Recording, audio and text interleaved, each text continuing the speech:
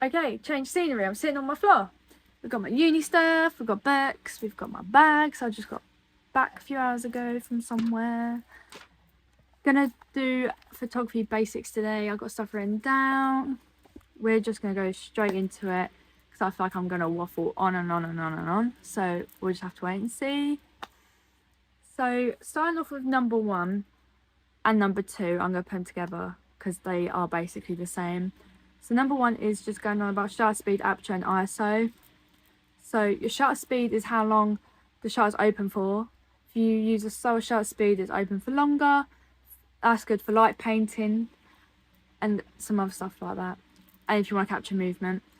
And then the higher the shutter speed, the quicker it opens and shuts again. So that's good for like freezing the moments like sports, dance and cars and stuff like that.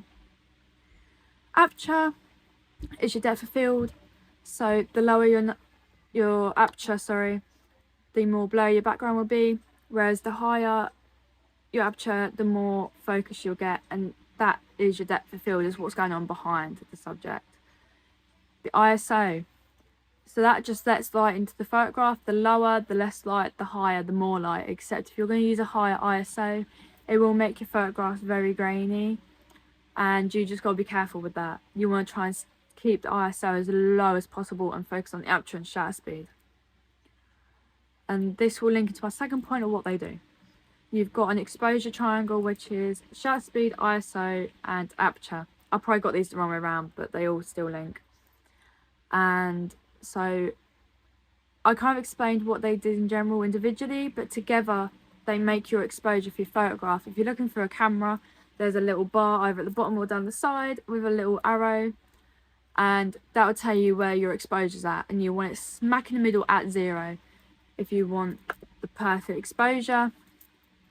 There are exceptions to this, like when you're studio using flashlights, like you just got to keep eye for that. However, you work with the shutter speed, aperture and ISO to get that perfect exposure, because they let light into the camera in different ways, so you could do so many different things with that. So that's a very brief explanation. If you want more in depth, just let me know. But going on to point number 3 is lighting and composition. When starting out, you are going to have basic lighting, basic composition, and you'll gradually learn how to get more creative with that.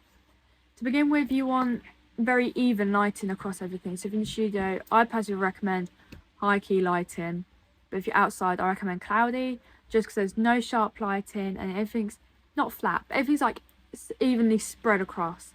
So you can focus on just getting your exposure correct and learn about the compositions, because obviously you got, for every type of photography there's different types of compositions and lighting you want to use, but you really got to bring down the basics so you can learn how to use your camera, as every camera is just slightly different. Which brings me on to my 4th point, which is to do with post-production, and it's to do with cropping. It's that cropping decreases quality, which I don't particularly agree with. It just depends on the scenario.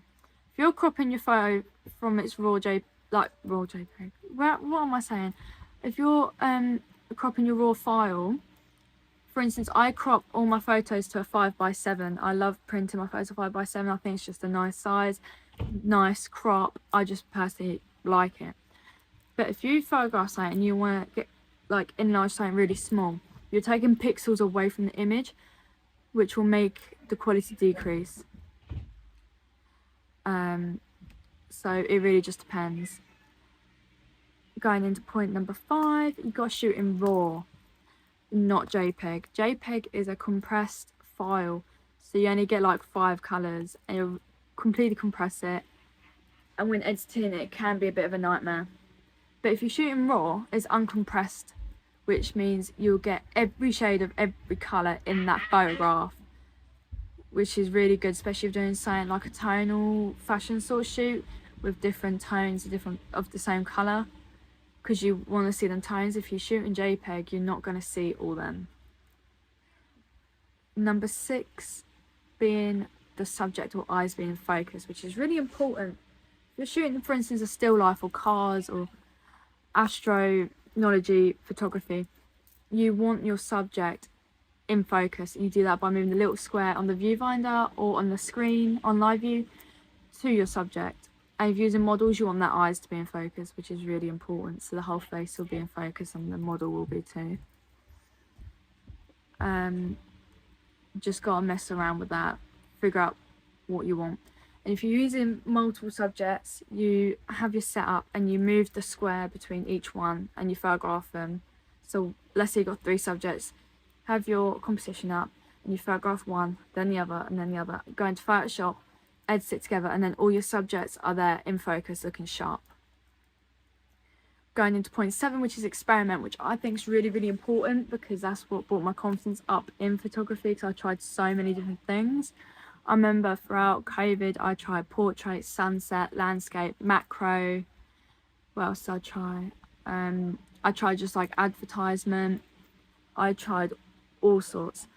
And then when I learned I wanted to do portraiture, I experimented with fashion, storytelling, and using props with my still lives and using projectors, different types of equipment and lighting. It's just really important to use the experimenting stage to find what type of photography you enjoy and how you want your style to be.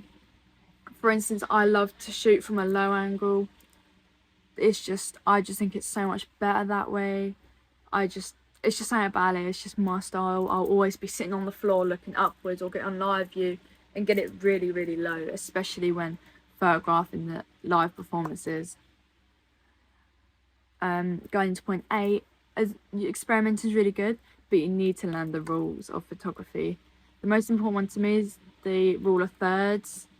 If you're shooting portraiture, it's great, especially if you're doing portraits, because you've got or like fashion, because you've got your bottom, your middle, and your top, and it's just there very nicely spread out. If you're doing still life, you're doing landscape, it's kind of be like that. I'm trying to show you roughly what like the thirds will look like. So you want anything like evenly spread or just like smack in the center, so your eyes are lured to the subjects.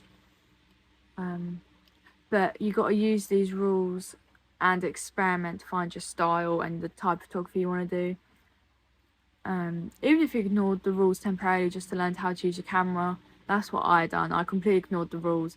Probably shouldn't have, but as soon as I learned how to use my camera, I was focusing on them rules and focusing on experimenting, and I've found exactly what I want to do. Number 9, oh my goodness, make the opportunity if it doesn't come to you. You could easily go for a walk with your camera through a lake knowing that you could take photos of swans and flowers and trees and logs. But if you're doing something like portraits, you've got to find the people to photograph. So you do that and you're building your portfolio up, you're building it up, you're getting yourself known. And I'm making the opportunity to photograph people to put on my portfolio to get the opportunities. For instance, a couple of people from the college came found me, was like, can you photograph your music department from the college because your portraits are so good? And I was like, yeah, of course I can. You gotta build up you gotta make the opportunities to get others, if that makes any sense. And number 10 is learning from your mistakes, which is also really important, like experimenting. Sorry about that. But yeah, learning from your mistakes is really important. I've made plenty of mistakes over my time. I finished college about a month ago now, but a month before that I was doing like a final kaleidoscope shoot and it went horribly wrong. I used to get models to try on the clothes before a photo shoot, but I just completely forgot and I was like, oh, it'll be fine, it's her size, I was told. Model did not in fact fit into the dress, it was too small. If it was too big, you can just pin it, and I've done that before and it's worked well, but it's too small. So obviously lesson learned, make sure models fit into the clothes before the photo shoot. But I just used it as another experimental shoot so I could actually photograph someone else using the filters. I'd only done self-portraits and I got to move it all around and try different things, etc, etc. I've also made the mistake of not being prepared enough, so now I make sure I'm overly prepared, especially if I need to put safety precautions in place. Like, there's a lot of things you can learn, and just learning from your mistakes in your photographs with like it being too underexposed or overexposed. But that is 10 photography basic tips I would give. if you want more in-depth video about me starting photography and stuff like that, let me know and I'll make one. Thank you for watching. Have a nice day.